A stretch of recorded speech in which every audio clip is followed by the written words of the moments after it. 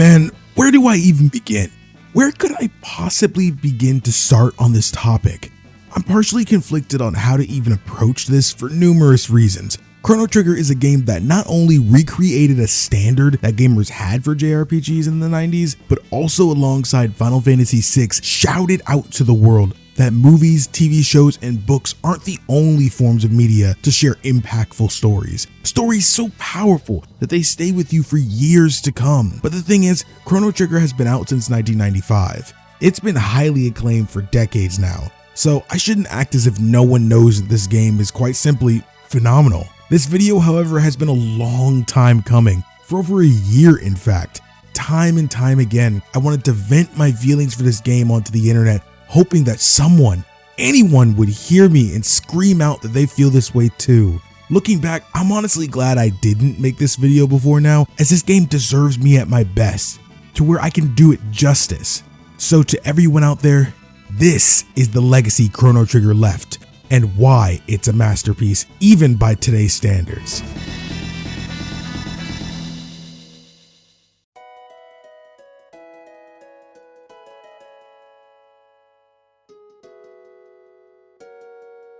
I won't be going into full detail, as I truly believe this is a game you should experience its story yourself, but I do want to tell you a bit about the game to pique the interest of those who know nothing of the game, and for those who have played it but it's just been a really long time. Chrono was a boy living in the year 1000 AD, which we'll call the present, as in this game, that's what it's commonly referred to as. Now in the year 1000 AD, the millennial fair is upon us, a once-in-a-lifetime opportunity. Chrono, going out to see the festivities, runs into a girl named Marl, who accompanies him around the fair. After seeing the sights, Chrono meets with his best friend Luca, who's finished her new teleportation machine for the fair. Marl, as enthusiastic as ever for anything seemingly fun, steps up to the plate to give Luca's invention a go, but something goes horribly wrong. Marl's necklace radiates a strange energy and interferes with the machine and creates a gate, a portal to another time period, and sucks Marl in. And Chrono selflessly follows in behind her to get her back, while Luca says she'll be there shortly as well. This takes Chrono to the year 600 AD, 400 years prior to the time they left, and the world is a completely different place. Making his way through the kingdom and finding out Marl had been taken, assuming she was the missing queen, but it turns out she's the present day's Princess Nadia, and she actually had been mistaken for her ancestor. Skipping ahead to Luca joining up with Chrono, the two search for a means to find the missing queen, as if she's killed now, Marl will never exist. Along the way, they meet a strange knight who simply wishes to go by the name of Frog for some strange reason. Man, if any of you who've played this game know how awesome of a guy Frog is, man. He's arguably my favorite character in this whole game for a ton of reasons I'll share later, I promise. Together, Chrono, Luca, and Frog find the kidnapped queen and save her from the clutches of the fiends, a race of monsters who also inhabit this world. But with the queen saved and Marl back, the trio head back to their current times. I know by the sound of this, it sounds like the end of the game, but I assure you, this is still the very early part of the game. I don't want to go into too much, but let's skip ahead and say the Chancellor and the King don't care too much for Chrono when he arrives with his missing daughter.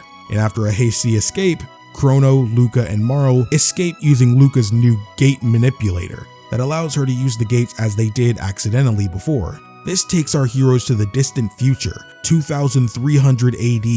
The end of the world has actually already happened. The world is in ruin and humans are on the brink of extinction.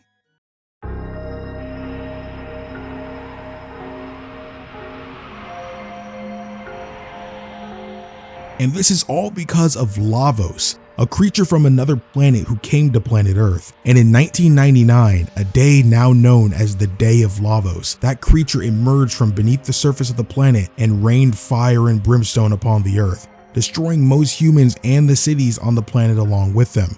Seeing this stuns our heroes, and honestly, not just them, but the player as well. This is where I kind of branch off, partially from the story, to elaborate on how this impacted me personally when playing for the very first time. Essentially, when you think about it on the surface level, these guys shouldn't be worried, as they'll be long dead before Lavos comes, as the Day of Lavos happens almost 1,000 years after the time they come from. But when you think a layer deeper, you've got every reason to care. Who knows when Lavos actually comes? And when he does, how will that affect our way of life before the day of Lavos? What about our future families? Yeah, I'll presumably be able to live peacefully, but what about the family who comes after me? Yeah, I'll never know them, but they'll have my blood in their veins. They'll live because of the actions I took in my life. I don't know them, but I love them with all my heart too. What about this town I grew up in? The park I played in as a kid, the stupid day job I had where I met my wife at. These places may be around long after I'm gone, but knowing one day it'll all burn to the ground because of this abomination, it puts me in the shoes of Chrono, our silent protagonist, and projects our feelings onto him, which is exactly what the writers wanted us to do. And this takes things a step further, thinking about the kids and the families that are struggling for survival in this post-Lavos world, where hardly anyone has even seen a plant before. A plant! How can I rest easy knowing that this is happening? And that thought right there is when I knew Chrono Trigger succeeded in what it was attempting to do, to separate the player from causality. This is something that I feel many time travel mediums fail at. This is something I give Steins Gate tons of credit for, and they do it amazingly here too. As a time traveler, you stop thinking of time as past and future in a way. Wherever you are is simply just your reality. I asked myself, how can I rest knowing this is happening? This question is me forgetting that I'm not from this time, and that not me or anyone I know will live long enough to even see this time. But the fact that I'm capable of forgetting that and care about what comes after or what came before is a major accomplishment, as I'm sure many who would simply shrug it off as they won't be alive for it, so who cares? But Chrono Trigger sets out to make you care, and not even by telling you that you should. That's the best part. Chrono Trigger takes a moment to show you the world that will one day be, the people that will be a part of it someday, and the day-to-day and hour-by-hour struggle these people go through by living in a ruined world, and then giving you realizations now that with the ability to travel through time, you could essentially stop this bleak future from ever coming to pass. These children you see covered in dirt, starving with no families and grave injuries, can live peaceful lives to where that's all they know. Everlasting peace well beyond your own life. Who wouldn't want that? You can make that happen. You can write your own name in the already published history books. It doesn't matter if it's 65 million BC or even if it's the end of time itself, there being no place you can't travel to. It doesn't matter if it's 65 million BC or even if it's the end of time itself. There being no place you can't travel to is a surreal and honestly an emotionally and empowering scene. Let's get on the topic of Lavos for a moment. Now, Lavos is a being who fell to Earth, and for all these years he's absorbed the planet's energy, draining it, making it weaker with every passing year for over 65 million years. Lavos directly influences all of the technology and life on this planet now. So every breakthrough humanity has, the DNA from all of these creatures and discoveries goes directly into him, making him a more powerful creature. But when we really think about it, in no way at any point in the game is Lavos ever really considered morally sentient. And what I mean by that is he's different from us who act based on our morals that we've governed our society over. If anything, Lavos is a primitive animal from outer space who simply is living by his animalistic instincts for survival. To us, yes, he's the destroyer of our planet, but to him and his species, when you think about it, it's just trying to live. Absorbing the energy of planets is what they do, and as they gain power, they produce powerful spawns who will go off to other distant planets and do the same to theirs. If anything, yes, there's innocence in that. You could argue that if Lavos knew he was hurting billions of lives, maybe he wouldn't do it and only go after uninhabited planets. But for all intents and purposes, Lavos is a menace to the planet and needs to be stopped. I just like taking a second to think a layer deeper on how there may be a side to Lavos people may not really think about over these last 20 plus years. But out of everything, the story isn't the biggest thing about this game that makes it so special to me. It's undoubtedly the characters. For those who may be meeting me for the first time through this video, I've always said that over anything else, I feel if you're making a game that is story is an important part of it, then it should always come second place to amazing characters. And by that, I don't even always mean good people. Like for instance, Magus. Here, to keep from going too early into detail, him being here at all depends on what you, the player, chooses earlier on. All of these are flawed characters. Marl not really knowing how to express herself as she didn't have the guidance of her mother to aid her as she grew up, so it affected how she acts and perceives things as she got older. Luca and feeling at fault because of what happened to her mother, so she slaved away over technology in order to cope with her failure many years ago. Frog and his cowardice, which caused harm upon his friend, which led him to lead the life he lives now, despite originally having the strength that could have prevented the tragedy in the first place. Robo, a robot who wasn't made to aid or help anyone, and his struggle in believing that he could even be classified as anyone's friend simply because he's a robot. Ayla, trying her best to be a good chief to her village, but her failure has caused many to be hurt and lose their lives. We've all failed. We've all continued to do so even, to the point we're not even sure we're capable of doing anything else besides fail. But seeing how these characters go through these struggles and carry this weight together throughout time, that continues to motivate them to make things change, to do better, to survive, be there for those who need them, be the men and women that not only the people around them need them to be, but the people that they wish to be. True to themselves, but capable of making those long gone proud of the people they've become. And as I touched on earlier, in my personal opinion, one that really shines in this is Frog. This isn't necessarily a spoiler as it's about a side quest in the game. You do this much later into the game, and you by no means at all even have to do this. It just gives closure to Frog's story in the game, and I really need to discuss this, but I still highly recommend you listen to it as it will really give you something that you honestly may miss if you even play this game yourself. Even as I type this, I'm filled with the love I have for every single one of this main cast, but I plan on highlighting at least 2 characters specifically for this video, but I think it's appropriate to start off with this one as I believe he may be my favorite character, and of course, that's Frog. Even though he goes by Frog, his real name is Glenn. All his life he had been known as a coward. The other kids would bully him and kick him around. His older brother figure and best friend Cyrus would often come to his rescue and scold him for not standing up for himself when he's more than capable of doing so. But Glenn refuses as he fears getting hurt anyways. Many years go by and Glenn and Cyrus are both adults now, and Cyrus is blessed with the holy sword, the Masamune or Masamune, during a successful expedition to get it. But before they could leave, they were encountered by the villains Magus and Ozzy, which defeated Cyrus in combat. Cyrus begs Glenn to run, but he can't bring himself to leave his friend behind. Cyrus soon afterwards is consumed by flames and perishes, but not before he can entrust the safety of their queen to Glenn. But finding all of this humorous, Glenn is transformed by Magus into the Frog we know today. I love this part of the story because it's not a full-out story of hopelessness, as Frog has the strength to turn the tides of battle, but even in the face of the death of his friend, he couldn't shake the cowardice. But the best is yet to come. Late in the game, you can do a side quest with Frog as you explore the northern ruins of the present.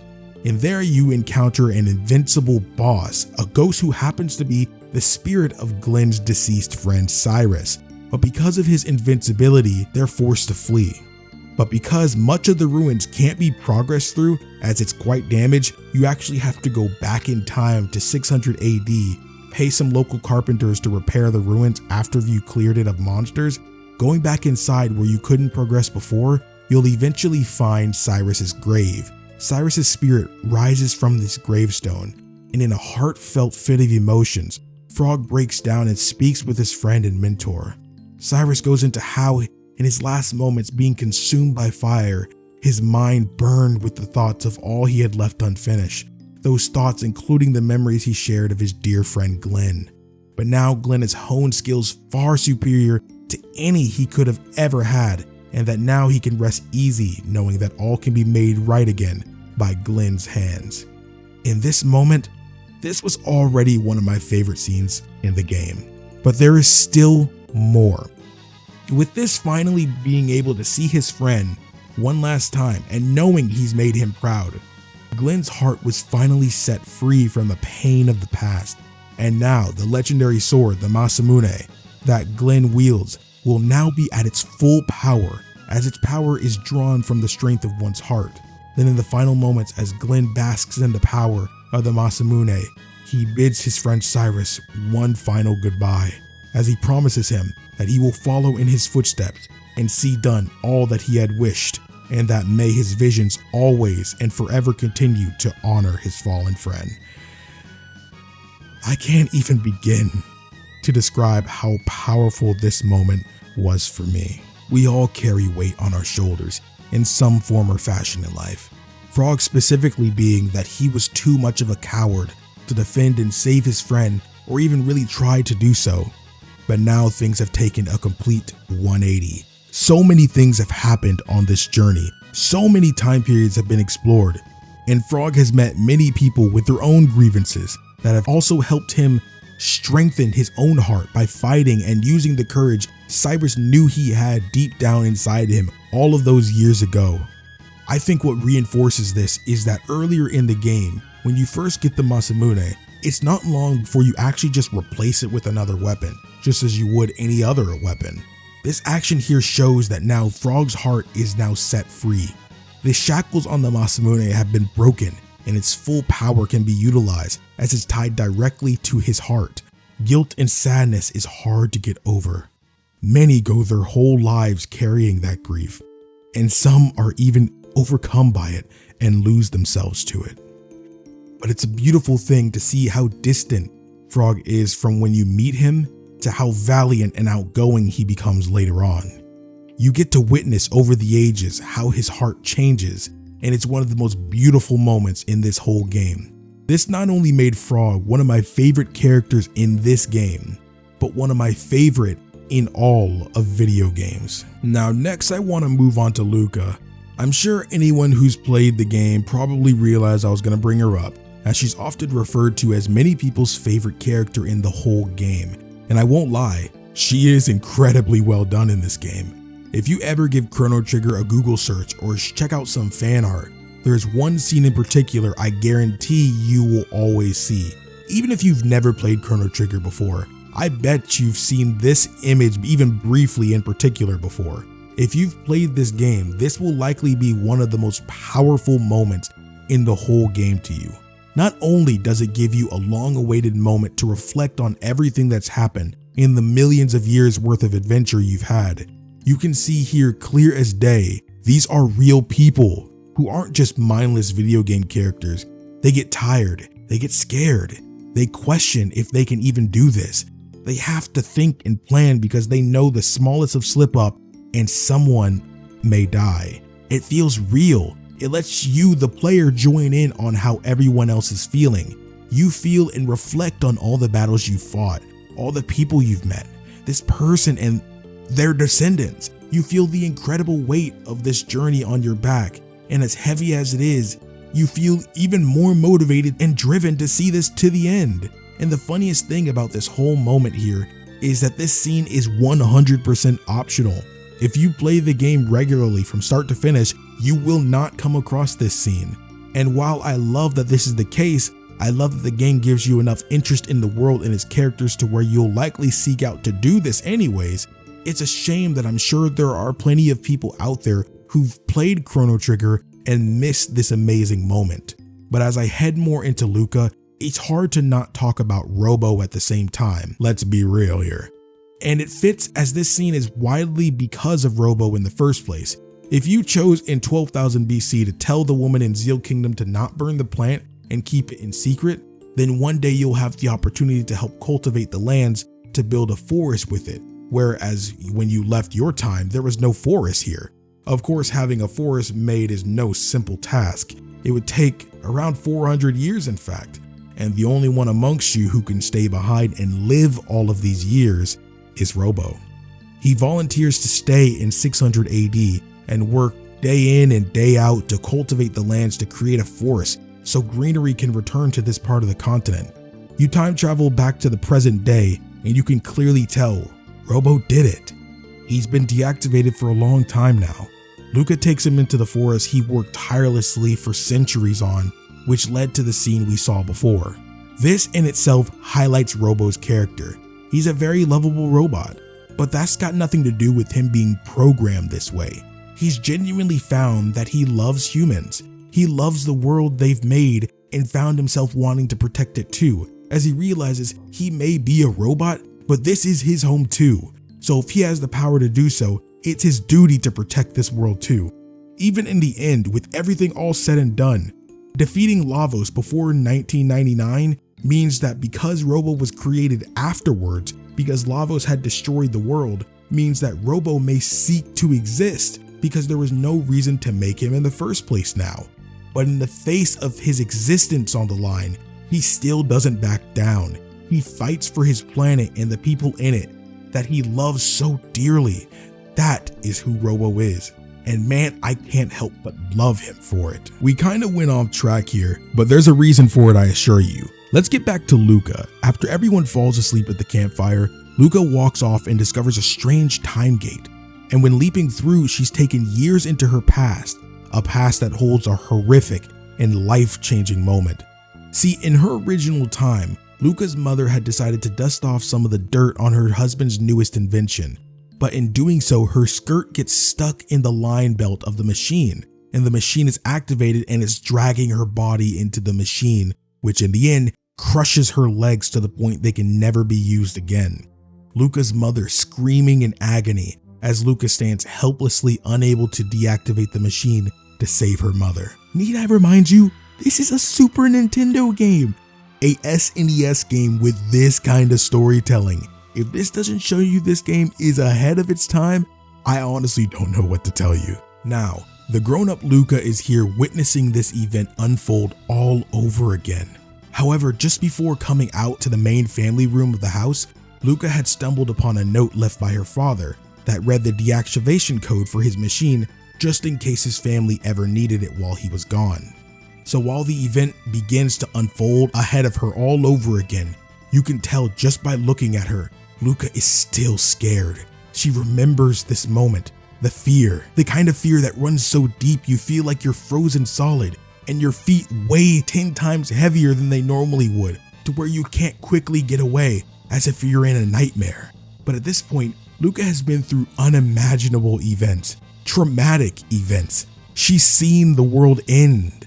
She's seen what kills the dinosaurs. She's seen the end of time itself, and she's risen above all of those challenges and came out a much stronger woman than what she was as a child. Shaking off the fear, Luca's intellect lets her know she only has about 10 seconds until the events of her past unfold exactly as before.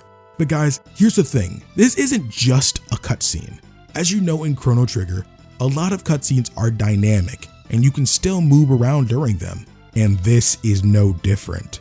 Her mother yells to the young Luca to please help. The older Luca is inputting the deactivation code to save her. And guys, think about this for a second. If you were in her shoes, you have one chance to save your mother. There are no redos. You have 10 seconds. If you misspell the code or your hands shake so much out of panic and fear that you accidentally type the wrong thing or move too slow, that's it. Her fate is sealed. I can't imagine how scary that would feel.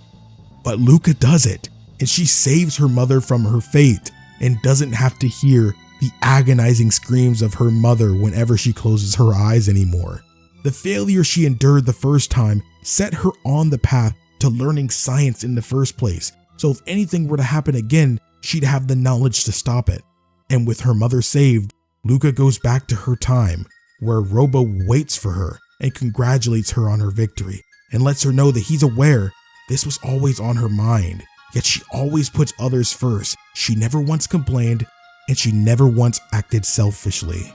He then gives her a present, a piece of amber that he created from the sap of the trees in the forest, It took 400 years and that long of pressurization to create it. This moment of Chrono Trigger in my eyes is the most impactful moment in the whole game.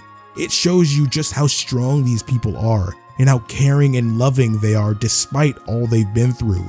Honestly, it creates a type of inspirational envy in me. I envy the strength these people have, but it inspires me to become strong as well, not only for myself, but that I can become strong enough to become a pillar for others too. This is what defines this game. This is what the game is about. If you look online, it's not hard to tell many people love Chrono Trigger, but honestly, the amount of people who are able to put it into words why are few and far between. As humans, we often feel things that we don't always know how to put into words, whether that be because we're not good with words at all, or our feelings are just that complex. I've gotten 7 pages into the script without even talking about the gameplay of this video game yet. That should just show you that this game is the real deal. While generally I go into JRPGs for their stories, so if the combat isn't the greatest, I normally will just let that be known, but if it doesn't hinder the story in any way and isn't an overall burden, then I often won't mind it being lackluster if the story makes up for it. However, Chrono Trigger excels in this department as well. A turn-based JRPG in the 90s with no random encounters is an amazing sight to see. I always felt they were archaic though. If the encounter rate isn't absurd, I generally don't mind them. Chrono Trigger's turn-based is through the ATB system, so turns are based on the character's speed stat. Stop me if you've heard this before. This part of the game isn't what makes the combat shine in my eyes, it's the tech system. Okay, so it's easiest to think of them like magic abilities or limits from Final Fantasy VII, except you can do them every turn if you want. And what makes them so cool is how, yeah, on their own they're pretty awesome due to their strength and the animations, but when you link up with your teammates and perform dual techs, and even later on triple techs, it gets really cool. Chrono has a solo tech called Cyclone. On its own, it's just Chrono spinning around in a circle slicing up all the enemies in range. However, if you've got Luca in the party and she adds her fire magic to the mix, she bathes Chrono's sword in fire, and now we've got basically a fire cyclone.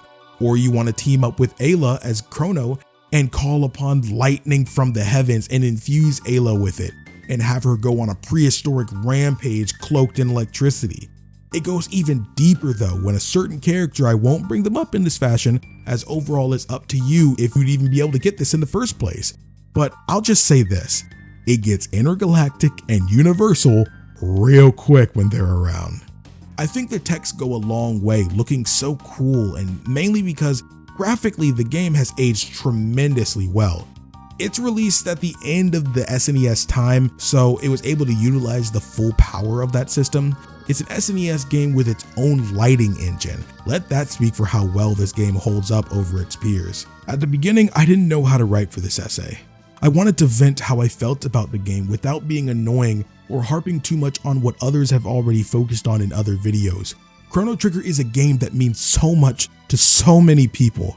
I'm not too sure if we'll get that direct sequel one day, but here's to hoping that's what that Chrono break is supposed to be. The game is on the SNES, PS1, DS, mobile, and PC. So if you have any of those things, you owe it to yourself to experience this masterpiece, this timeless classic, this experience that taught us that no matter who you are or what you've been through, unimaginable pain can be risen above, and that we need to surround ourselves with people who are willing to see you for who you truly are. It teaches us we deserve to be happy no matter what we may have said or done in the past. Everyone can change. Everyone can make decisions they feel is best for them. This is what this game is about. This is Chrono Trigger.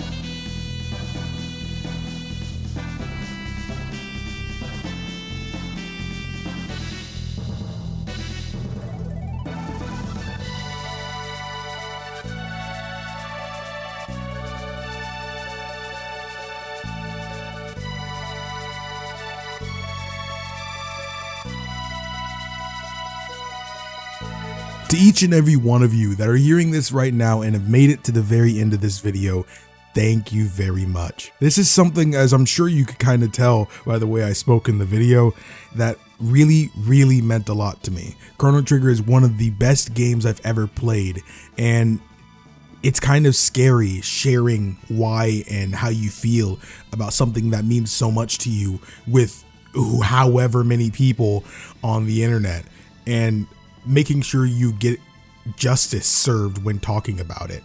So those of you guys that were able to watch through to the very end, I'm recording this, of course, before I even edit the video, so I have no idea how long it's going to actually end up being. But even if you did so, I really do very much appreciate it. And if you want more content like this, then hitting that subscribe button and the notification bell, that will definitely make sure you never miss another video again, as videos like this are solely what I plan on uploading on this channel for now on, as I'm pretty much breaking down the foundation, making a new one, and building myself back up on how I want to do and upload on this channel. This is a representation on what videos you will see for now on going forward. So if you like this kind of thing, share it with a friend too. That would definitely mean the world to me. And if you know anybody that likes Chrono Trigger, or you have a friend who you just need a little bit more help convincing to play the game, this is exactly what you should end up sending them. And I would really appreciate it if you did so. And that's about it.